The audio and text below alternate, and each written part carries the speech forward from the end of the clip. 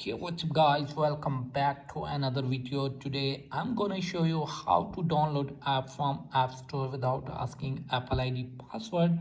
So let's get start without wasting any time. First of all, open App Store in your iPhone, and here we try to get any app. So as you can see, I'm trying to download Facebook app from the App Store. So now tap on get. So as you can see, it's asking for the Apple ID password.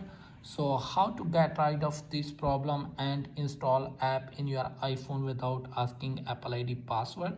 So first of all, close the page and now open settings app in your iPhone. So as you can see, here is the screen tab. So now tap it. Again scroll down and tap on content and privacy restrictions. So now tap on iTunes and App Store. So as you can see, here is the required password, always required and not required. So now tap on don't required and now go back all the way, and now tap on Apple ID profile. So here you have to type on media and purchases. So now tap on password setting.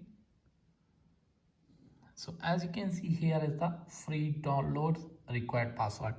So you have to toggle it off and now tap on done. So again make sure that it has been toggle off or not. So as you can see, it has been toggle off.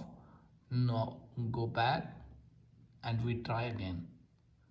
Open App Store and here search again Facebook app.